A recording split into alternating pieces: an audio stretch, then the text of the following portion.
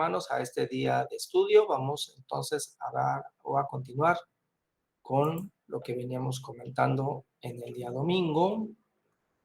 Entonces, bueno, aquí irme a la diapositiva que nos quedamos para compartirles.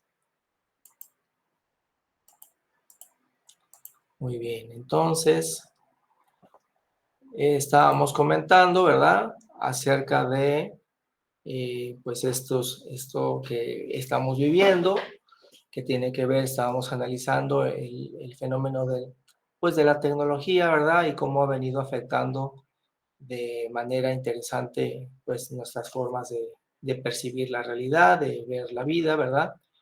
Y comentábamos un estudio que se hizo y que se publicó en ciertos periódicos que hablaba precisamente pues, de esos problemas que se están dando cuando es el uso de la tecnología excesiva y que vemos que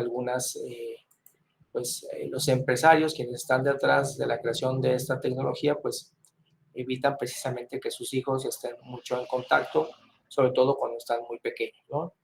Y entonces nos estábamos analizando precisamente qué es lo que nos decía la Biblia acerca del pensamiento crítico, porque parte de la idea que compartía con ustedes el domingo era que precisamente el pensamiento crítico se mantiene vivo en nosotros en la medida que nosotros precisamente pues tenemos actividades que nos forzan a pensar. Y cuando de manera tal vez intencional o de manera inintencional empezamos a vivir con demasiadas comodidades, corremos el riesgo de convertirnos en personas que solamente obedecemos y que ya no usamos del pensamiento crítico. Entonces, parte de este agregado en este estudio es hacer esta reflexión para ustedes, hermanas y hermanos, sobre la importancia de que tiene desde los escritos mismos de la Biblia, que Dios quiere que nosotros no dejemos de pensar con esa habilidad para criticar, para juzgar todo lo que se nos pone enfrente, porque es parte de nuestro talento, es parte de nuestra misión que estamos aquí. Entonces nos estábamos estudiando, vimos por ejemplo Juan 5:39, ¿verdad? Ese me parece que ya lo leímos, que es el que dice, escudriñad las escrituras, porque en ellas os parece que tenéis la vida eterna y ellas son las que dan testimonio de mí. Ese fue uno de los textos que precisamente leímos ese día, el domingo, aquí está, ¿no? Bueno, entonces aquí yo les exponía, practicábamos el domingo, de que, pues sí, esta expresión de escudriñar, yo propongo que pues nos invita a Jesucristo a ese esfuerzo de lectura, ¿verdad?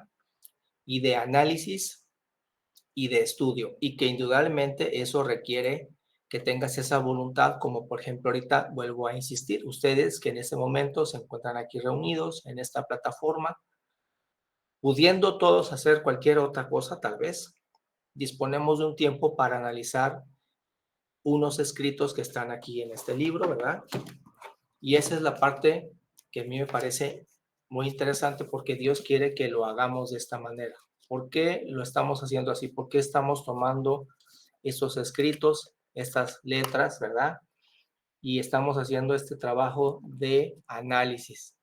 Porque, en mi opinión, esa es la forma en que, digamos, que nuestro Dios nos mantiene entrenados. Es como si yo veo que Dios nos va a entrenar para que de esa manera nosotros podamos distinguir entre las mentiras y la verdad.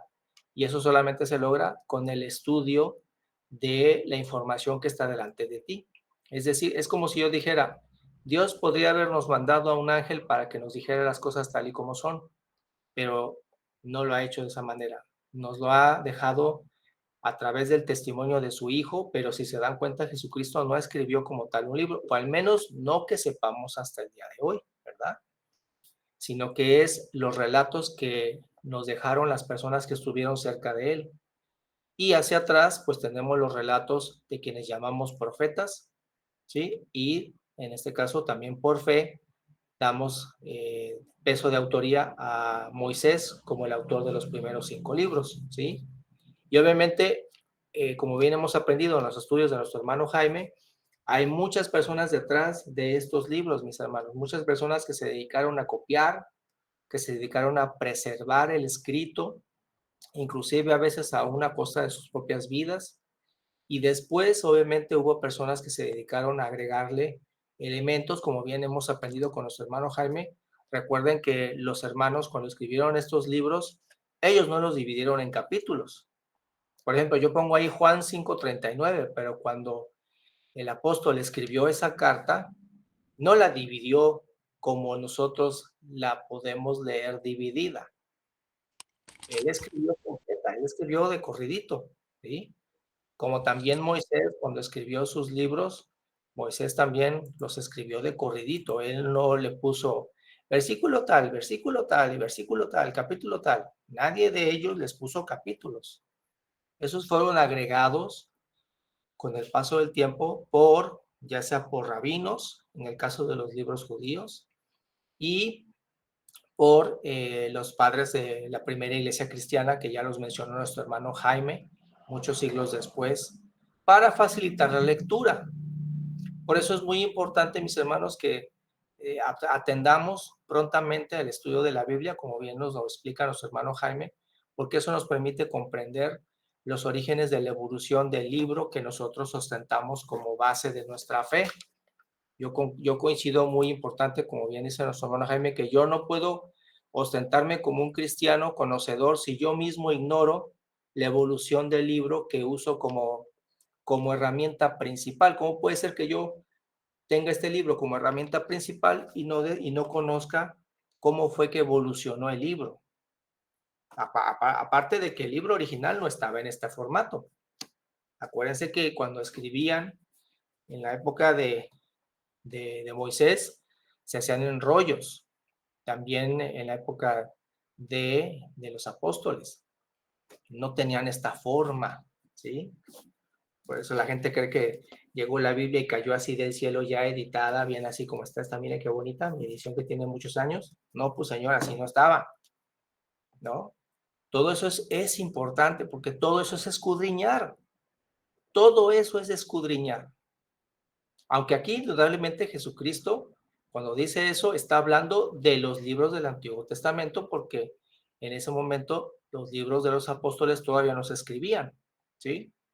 Pero todo es escudriñar, todo eso es pensamiento crítico, todo eso es pensamiento de análisis y que nos permite pensar. Y que entonces, mi tesis también en este estudio es que cuando la humanidad o cuando las personas dejamos de tener pensamiento crítico, por eso vienen los problemas que terminan por destruir a las naciones, ¿sí? Mis hermanos, por eso vienen los problemas que terminan por destruir a las naciones. ¿Por qué las naciones se destruyen? Ahí tenemos la estatua de Nabucodonosor. ¿Por qué se degradaron los imperios? ¿Por qué pasaron del oro a la plata y de plata al bronce y del bronce al hierro y del hierro al hierro cocido? ¿Por qué? ¿Por qué no se mantuvo la estatua en oro completa?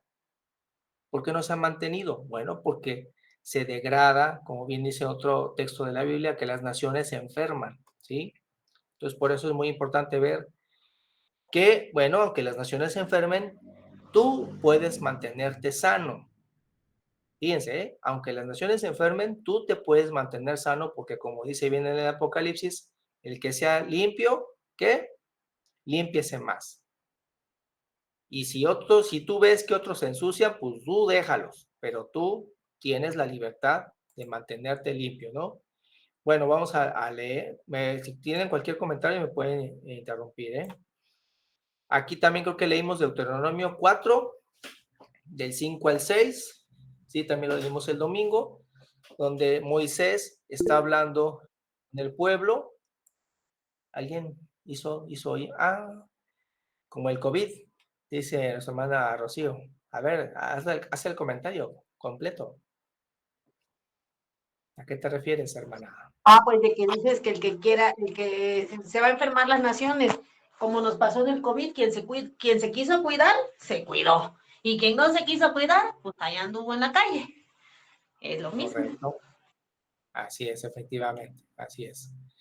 Muy bien, gracias, hermana. Pues sí, entonces como vemos aquí en Deuteronomio, pues aquí está, ¿no? Igual Moisés le dice al pueblo, yo les di mandamientos y derechos, pero, como dice aquí en el 6, guárdalos. Y guardarlos significa precisamente léelos, apréndetelos, analízalos, ¿sí? Siente los tuyos, porque si tú no los analizas, si tú no los sientes, si tú no los entiendes, ¿cómo los vas a poner por obra? Porque dice, ponlos en acción, de nada sirve. ¿Qué nos sucede a nosotros ahorita en la época actual, mis hermanos? ¿De qué estamos hartos? Porque todos los que ostentan el poder se la pasan diciendo que todo está bien. ¿Por qué nos dicen eso? ¿Por qué nos dicen que todo está bien?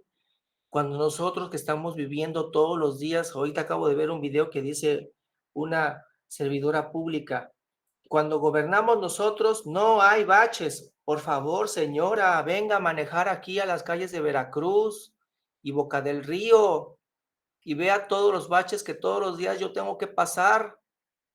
Y son baches que tienen más de un año, más de 2 años, más de 3 años, tienen desde el sexenio pasado que existen ahí, claro, porque las calles constantemente están en un uso y sobre todo cuando hay calles que pasan camiones, ¿verdad? Camiones pesados, pues el asfalto se vuelve a echar a perder. Pero qué desfachatez de esa señorita o señora, ¿verdad? De decir con orgullo que porque quien ostenta su poderío ya no hay baches. No sea ridícula. Y eso es algo que nos mantiene hartos a los ciudadanos que se la pasen diciendo en los medios masivos, todo está bien, no hay problemas, todo está mejor, si lo estamos viviendo. Y eso aquí, cuando dice Moisés, tú tienes mandamientos que suenan muy bonitos, pero tienes que ponerlos por obra.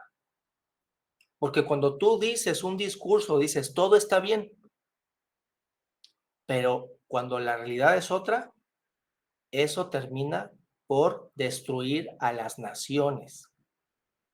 Y es triste decir, pero pues tal vez vamos a ser testigos de cómo nuestra era va a terminar colapsando, mis hermanos.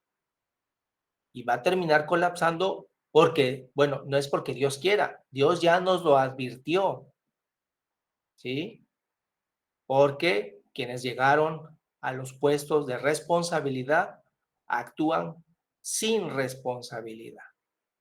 Ignoran lo que representa tener un puesto de responsabilidad, porque como dice ahí Moisés, si tú no los guardas y tú no los pones por obra, no sirve, porque esa es tu inteligencia. ¿Qué están demostrando las autoridades que tenemos? Que no tienen inteligencia, tienen soberbia y se han llenado como pueden y hasta donde pueden, pero al mismo tiempo han puesto en riesgo sus almas de ellos, porque esa es la parte importante que nos la advierte nuestro Señor Jesucristo. ¿De qué sirve que el hombre granjea el mundo y que, ¿cómo dice? ¿De qué sirve que el hombre pueda granjear el mundo? O sea, ganárselo todo, llenarse del mundo entero. ¿Sí? A ver, ¿quién rápido? Rápido, hermanos. Pierde su alma. Exacto, rápido, qué bueno, Rocío. Eso lo quería al tiro.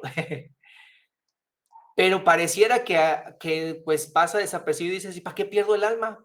Diría como un personaje, ¿y yo para qué quiero la primogenitura? Si tengo hambre, ¿no? Hay de nosotros cuando pensemos así, ¿y yo para qué quiero el alma? Si tengo coches ahorita y tengo casas, ¿no? Y tengo para comer, ¿no? Pues es que el alma es todo. Si no tienes alma, ya no tienes futuro. ¿Sí? Esa es la parte que Jesucristo nos advierte, que realmente lo primordial que debes de aprender a considerar que lo más valioso que tienes es el alma. Te la dieron y tú eres el que la viste, la limpia y la fortalece. Esa es tu ¿cómo diría yo? Tu privilegio, que te permiten que tú controles tu alma. Dios nos ha dado el control de nuestras almas a nosotros, y no se mete. Fíjense, Dios nos da el control de nuestras almas y no se mete. Si nosotros queremos, la ensuciamos. y nosotros, si nosotros queremos, la limpiamos, ¿sí? Y esa es la parte que, pues, que ignoran muchos de nuestro prójimo y por eso actúa de la forma que actúa, ¿no? Pero acarrea consecuencias. Bueno, leemos ahora Ezequiel. Creo que este sí no lo leímos, ¿verdad? Ezequiel 44, 5 y después el 23. A ver, ahora sí. ¿Quieres que te Vamos lea?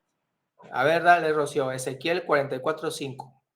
Dice, y díjome Jehová, hijo de hombre, pon tu corazón y mira con tus ojos y oye con tus oídos todo lo que yo hablo contigo sobre todas las ordenanzas de la casa de Jehová y todas sus leyes, y pon tu corazón a las entradas de la casa y a todas las salidas del santuario. Gracias. Este texto también me gustó mucho porque veo que aquí precisamente el profeta le está diciendo, a ver, hombre, pon tu corazón y tu mira con tus ojos y oye con tus oídos. Es decir, pon atención. ¿Sí? Y la atención aquí me gusta porque está usando, no sé si decirlo así, una figura poética tal vez, en decir tu corazón, ¿sí? ¿Qué expresa esta idea de decir, pones tu corazón, es decir, pones tus sentimientos, pones tu intención, ¿verdad? En lo que miras y en lo que oyes. ¿Cómo lo miras? ¿Cómo oyes las cosas que te dicen? Y no nada más las cosas que te dice Dios, como por ejemplo aquí está hablando de las leyes. Las leyes, vuelvo a insistir, son muy bonitas, pero deben ser leyes que se deben de ejecutar. Y también algo que nos ha pasado aquí en México muy en particular, porque es el caso que conozco, que por todos lados veo, o aquí me podrá decir sí o no mi hermana Rocío y mi hermana Mercedes, ¿por qué se la pasan redactando leyes ambiguas? Yo aquí donde trabajo tenemos un severo problema de cómo se reparten las plazas porque las leyes mismas de nuestros institutos son ambiguas y ahorita hay un pleito y entonces cuando conviene, se interpretan así. Pero cuando viene otro y conviene, se interpretan así y yo veo que desde la misma redacción de la ley está ambigua. ¿Por qué las hacen así? O dígame sí o no, Rocío y nuestra hermana Mercedes o quien conozca o haya leído leyes. Sí, mi hermano, la verdad es que yo siempre ha sido eso lo que me he cuestionado. ¿Para qué hacer una ley para, por ejemplo, ese es mi punto más clarito? ¿Para qué hacer la ley contra que evita ¿cómo es? Que las mujeres al acceso a una vida libre de violencia. Si ya tenemos la 4 de la Constitución, ¿para qué haces otra? ¿Para qué haces el de los niños, las niñas? Si ya tenemos la Constitución. Y así todas las leyes esas que hay. La verdad es que yo creo que en el sistema legislativo del país hay gente que de plano no sabe. Ese es a lo que yo le achaco. Hay gente que no sabe y nada más están ahí por ganarse un puesto, una plaza y no por trabajar para el pueblo. Esa es Correcto, mi así es, mi hermana. percepción. Y creo que nosotros como ciudadanos, ¿qué nos pueden achacar? ¿Que estamos mintiendo? Pues es que está ahí, es evidente que entre las leyes armadas de manera a propósito para que queden a ver quién está, cómo te conviene interpretarlas. Y aguas, porque eso, mis hermanos, es algo que Dios no nos permite. Yo no puedo usar el evangelio de esa manera, de como si me conviene, lo interpreto para que sea así. Y vemos que también en el cristianismo se ha dado ese fenómeno, como bien lo han mencionado nuestros hermanos en sus estudios, como bien aquí hemos dicho, ¿no?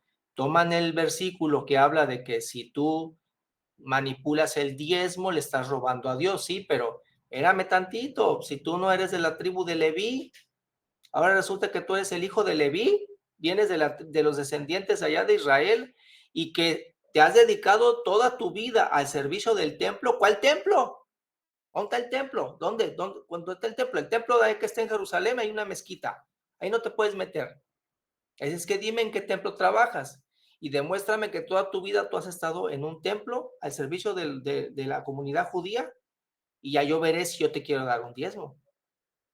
Por favor, ¿no? Pero ahí vemos que tenemos que tener esta certeza, mis hermanos, como que dice aquí en Ezequiel, de que ten cuidado porque eso lo va a juzgar Jehová en todos nosotros, todas las personas, todas aquellas que jugaron con las leyes para intencionalmente sacar un beneficio y todos aquellos que escribieron leyes ambiguas para provocar eso. Adelante, Rocío. No, es que te iba a decir, los del diezmo aparte tenían contento a Dios. Pues si van a tener contento a Dios, bueno, pues pagamos, ¿no? Pero va a estar cañón.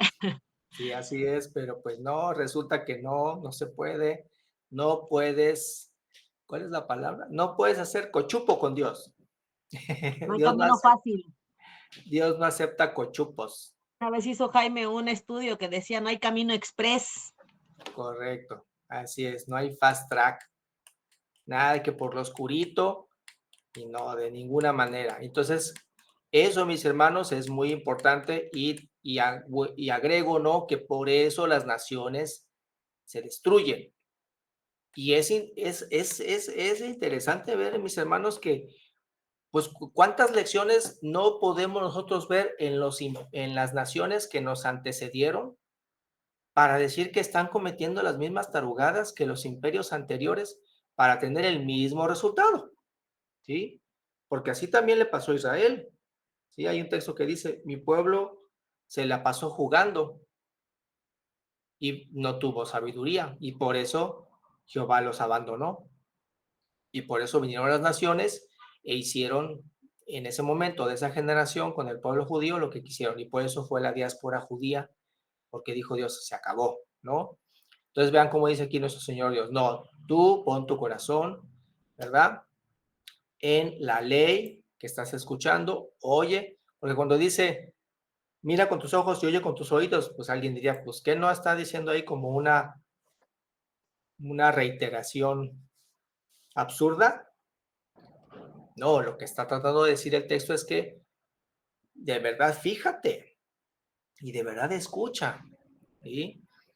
Tan sencillo como hacer eso, que tampoco implica nada que exceda nuestras habilidades de todas las personas. Realmente pon atención a lo que se dice, a lo que dices y pon tu corazón para que la ley se cumpla. ¿Sí?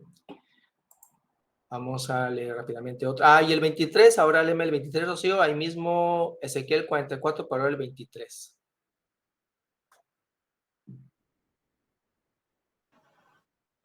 Espérame tantito, que se me hizo pequeña la pantalla. Sí, no importa. Ay, no, es que no lo tienes tú, lo tiene Jaime. Sí, aquí está, también lo puse yo. Ezequiel, ahí está el 23, ahí está. Leo, hermano. Sí, A mejor ver, porque yo no Esther, tengo. adelante. Y deben instruir a mi pueblo en cuanto a la diferencia entre una cosa santa y una cosa profana. Y deben hacer que sepan la diferencia entre lo que es inmundo y lo que es limpio. Gracias, mis hermanos. Y yo Mi aquí quiero hermano. añadir una cosita, mis hermanos. Creo que el mayor orgullo que podría tener si hoy tuviésemos aquí, voy a decir un ejemplo, a nuestro hermano Ramón, que es una de las personas que, entre muchas otras, organizó este movimiento. ¿Cuál era su orgullo? ¿Cuál podría decir que sería su orgullo? Que nosotros seamos eso, mis hermanos. Que nosotros al final estemos entrenados para discernir entre lo santo y lo profano. Discernir entre lo limpio y no lo limpio. Eso es el fin de todo lo que estamos haciendo cuando estudiamos los escritos de los testimonios de los apóstoles y de los testimonios de Jesucristo y de los profetas. Esto es lo que entrenamos. Para eso estamos. Y si un día, porque llega un punto, mis hermanos, en donde a lo mejor no tienes a la Biblia a la mano, pero ya no la necesitas porque ya te entrenaste. O yo pregunto, ¿cuántas veces necesitas escuchar una y otra vez cada uno de los textos si no lo sabes? ¿Cómo les diría yo? Porque los momentos de necesidad y angustia es ahí donde tú vas a hacer uso del conocimiento que te dieron para tomar las decisiones que necesitas tomar y no, tal vez no puedes correr para ir por la Biblia para ver qué dijo Jesús. No sé si me entienden o me doy a entender con esta idea. Va a llegar momentos en la vida donde tienes que actuar con lo que ya tienes, ¿sí? Con lo que ya acumulaste y con lo que ya entrenaste, porque no se trata de tener el libro como hacen las películas que, ay, te defiendes del mal y agarran la Biblia y la abren para que supuestamente los demonios reboten ahí. No, no, no van a rebotar en ningún libro, van a rebotar en tu voluntad, en tu pensamiento y en tu decisión que tomes, porque tú ya estás entrenado, porque tú ya te entrenaste para distinguir, como dice aquí. ¿Qué quería Moisés? Pues que el pueblo se entrenara, no que solamente Moisés brillara, no. El sacerdote debe de entrenar al pueblo. Entonces yo cuando muchos de los que asistieron con nosotros se retiraron, pues que Dios les bendiga, espero que estén muy bien, que les vaya excelente y que se sigan entrenando, porque al final de cuentas es lo único que buscábamos y que seguimos buscando en esta congregación, que ustedes, mis hermanos, estén entrenados, que sean capaces totalmente. No se trata de decir, ay, hay que esperar a que venga Jaime, o hay que esperar a que venga Pablo, o hay que esperar a que venga Saúl para que nos diga qué tenemos que hacer. No, todos debemos estar entrenados, todos debemos ser suficientemente capaces de reaccionar ante cualquier situaciones de la vida, porque para eso nos entrenó Dios, para eso nos capacitó Jesucristo, para eso nos capacitaron los profetas. Qué orgulloso será que en el día que el Señor nos tenga de frente, pues ahora sí, como hizo con Job, pues nos presuma con su padre, ¿no? Nos presente y diga, bueno, este hombre, esta mujer, fue capaz de diferenciar entre lo santo y lo profano y pudo discernir entre lo limpio y no lo limpio. ¿Y qué es discernir? Pensamiento crítico, ¿sí? Pudo discernir, ¿sí? No se fue con el montón, no se fue con lo que le dijeron, no se dejó engañar, no se dejó convencer de nada ni de nadie. Mantuvo su integridad, mantuvo su pensamiento, mantuvo su libertad, defendió su libertad. Eso es lo que hacemos, defender nuestra libertad de hablar, de opinar, de expresarnos, ¿sí? Y de tener y de ejecutar la misericordia que también Jesucristo nos la enseña, ¿no? Otro más. Ahora vamos de abajo para arriba. Romanos 12, 1 y 2. Ese es un clásico, ya lo hemos leído muchas veces, pero obviamente entra Es pues, ¿Qué? ay, está abierto. Es pues la fe, ¿es ese, no? No, ese no es. Así que, hermanos, os ruego por las misericordias de vuestro Dios que presentéis vuestros cuerpos en sacrificio vivo, santo, agradable a Dios, que es vuestro culto racional. Y no os conforméis con este siglo, sino transformémonos por medio de la transformación de vuestro entendimiento, para que entendáis cuál es la buena voluntad de Dios, agradable y perfecta. Así es, mi hermano. Muy bien. Y fíjense cómo aquí nuestro hermano precisamente habla de un culto racional, ¿no? Dice, presentéis vuestros cuerpos. ¿Por qué? ¿Por qué el cuerpo? Porque pues el cuerpo es tu vehículo.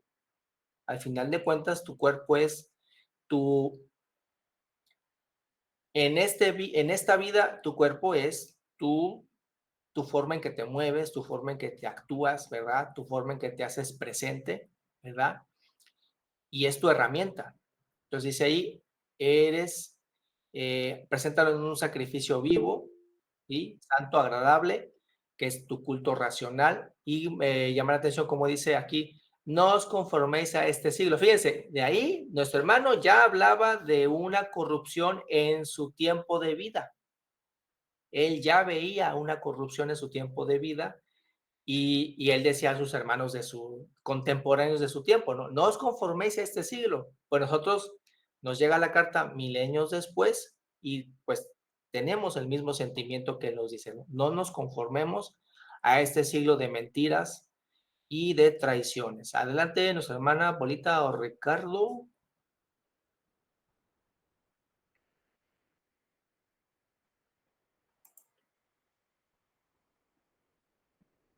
No, mana, creo que nada más le apagaste a la cámara, pero no, no le apretaste al micrófono, Pola, no te oímos. Pero le apagaste a la cámara, Pola. A ver. Ya, me vas a Ya te oímos, adelante. compartir. Es que estabas diciendo, ¿no? Del espíritu y que tenemos este vehículo. Es que este vehículo, o cuerpo, carne, está luchando contra el espíritu. Entonces tenemos que transformarnos para que el espíritu venza a la carne. Esa es la transformación que necesitamos, que nuestro espíritu venza a la carne y andemos en espíritu y en verdad. Esa es la lucha que tenemos todos los días, de vencer a la carne, espíritu. ¿Por medio de qué? De la oración. Como por ejemplo, que dice el Señor, hay 7 cosas que aborrece. Bueno, esas son las que tenemos que quitarnos para poder tener lo que dice en Gálatas, la fe, el amor, todas las virtudes que nos hacen falta. Pero para eso, pues, por eso el cuerpo lucha y lucha contra el espíritu, y el espíritu lo tiene que arrestar. ¿Te vas a contigo esto? Sí, mi hermana, que te bendiga. Sin embargo, me gustaría agregarle algo y lo pongo a consideración también de ustedes y de nuestra hermana Pola. Creo que también sería interesante decir que no debía, bueno, igual y no es lo que quiso decir nuestra hermana, ¿verdad? Pero creo que es interesante considerar que no es que tu cuerpo sea tu enemigo. Nuestro cuerpo no es nuestro enemigo. Indudablemente creo que cuando el apóstol Pablo habla precisamente de la situación de la carne, es porque pues sí, es una realidad, ¿verdad? Digamos que la naturaleza corporal como tal, pues estaría satisfecha simplemente comiendo y durmiendo, ¿no? Por así decirlo, ¿no? Cumple su provecho.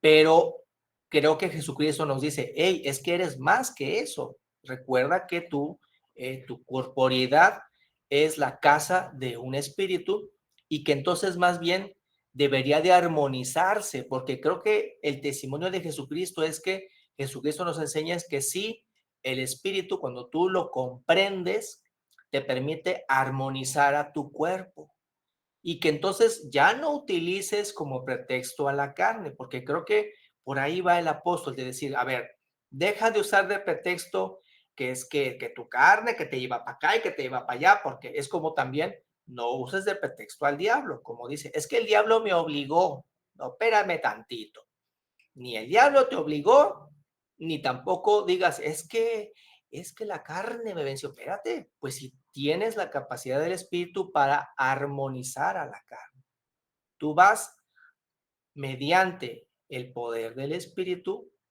a dominar a tu cuerpo. Por eso dice ahí, presenta tu cuerpo en sacrificio vivo. ¿Por qué? Porque entonces lo armonizas y ya no te permites que uses como pretexto tu ira o tu desesperación o tu miedo. ¿Por qué? Porque los enfrentas y los agarras por los cuernos. A ver, ¿cuál miedo? A ver, vente para acá. Sí, lo tenemos. Sí, nos desesperamos indudablemente, nos ponemos tristes, nos da sueño, ¿verdad? Como bien dicen nuestras hermanas, nos enfermamos, enfrentamos diferentes enfermedades, pero a través del Espíritu lo enfrentamos, lo aceptamos y le permitimos al Espíritu que armonice todo, que sea Él el que invada todo, incluyendo al cuerpo, para armonizar. Creo yo que eso es lo que intenta decir nuestros hermanos para que no permitamos caer para que no nos derrotemos. No sé si llevaría también esa idea, ¿cómo la ven? No dejarnos derrotar por ninguna situación, porque el Señor sabe que vivimos en Jesús. Creo que sí le creemos que Jehová sabe lo que sentimos, pero creo que con Jesucristo, que vivió como nosotros y que tuvo una corporidad como nosotros, tenemos esa confianza de saber que Jesús sabe lo que se siente estar aquí. Porque alguien podría decir, pero pues Dios nunca ha estado acá, ¿no? Dios nunca ha vivido aquí como nosotros, nunca ha estado, nunca ha pagado impuestos, nunca ha tenido que comer. Bueno, sí es cierto, pero Jesucristo sí. Entonces creo que tenemos esa cercanía con nuestro Señor Jesucristo de sentir que Él vivió exactamente todo lo que nosotros aquí padecemos. nuestros miedos, nuestras desesperaciones, porque vemos en sus narraciones que vivió todo, ¿no? Sí podemos dar testimonio que alguna vez tuvo miedo, que alguna vez tuvo tristeza, que alguna vez tuvo, se enojó, ¿verdad? Pero qué testimonio nos deja que él permitió que su espíritu armonizara todo, incluyendo al cuerpo, ¿no? Lo armonizó de tal manera que le permitiera enfrentar Sí, todo. yo también. Sí, correcto, así es, también lloró. Entonces, nos permite ver que todos somos capaces de armonizar nuestro cuerpo para que no sigamos usándolo como pretexto o como justificación barata de decir, ay, pues es que pues no pude por esto, o porque me ganó esto otro, ¿no? Sino que podemos dominarlo, ¿no? Que esa es la intención de las escrituras. Y bueno, ya que sí voy a acabar ahorita, pero miren, queda pendiente, acuérdense que hablé el domingo un poquito de lo que también me interesa mucho hablar de la música, pero eso ya lo haré la siguiente vez que me toque. Pero también les había preparado, aquí nada más para que vean, y nos vamos a quedar en continuación, porque todo esto, acuérdense que está relacionado con pues el sueño de Nabucodonosor, que aunque lo traté muy al principio, pero sigue siendo el hilo conductor de toda esta idea, ¿no? Y aquí, por ejemplo, ya se había preparado, pero lo analizaremos en la siguiente vez, una pequeña línea de tiempo, precisamente que habla de las civilizaciones más antiguas, antes de nuestro Señor Jesucristo, de acuerdo, perdón, a nuestra contabilidad, que es en la parte azul, después del nacimiento de nuestro Señor Jesucristo, hacia adelante, que sería la parte verde. Y pues tiene que ver precisamente con esta idea de que por qué todas estas civilizaciones se levantaron y cayeron, se levantaron y cayeron, se levantaron y cayeron, se levantaron y cayeron, todas. Todas pensaban que iban a durar miles de años y no, todas cayeron una y otra vez. Y entonces aquí lo importante es que estamos viendo por qué caen. Y nosotros ver, somos ahora testigos de nuestro tiempo también, mis hermanos. No tengamos miedo. Pero si somos testigos del tiempo en que a lo mejor nuestras naciones caen, aquí estamos para atestiguarlo. No lo deseamos y estaremos para salvaguardar las vidas que podamos, pero creo que es algo que podemos decirle a nuestros jóvenes que no se duerman, porque a lo mejor estamos entrando en una nueva era oscura, en donde así como una vez la civilización colapsó y entró en el oscurantismo, tal vez vamos a volver a entrar en algo parecido, porque se están dando las condiciones, mis hermanos. Y sabemos que debe de venir la apostasía. Y no es que uno lo desee, pero se están dando las condiciones. Entonces, tal vez vamos ahora a ser testigos del colapso de nuestras naciones, porque ya lo hemos visto atrás, ¿sí? Pero eso analizaremos en la siguiente vez que me toque. Porque una y otra vez no pudieron permanecer las naciones. Ya Jehová nos lo dijo. Jehová nos lo dijo claramente por qué colapsan. Pero parece que no entienden. Parece que nuestros líderes no entienden y siguen insistiendo en cometer los mismos errores. Bien, mis hermanos, pues yo les agradezco mucho su asistencia. Quedamos en continuación con ese análisis. Y pues si me permiten ahora voy a entregar la guardia a mi hermano Pablo Telles Campos, que ya debe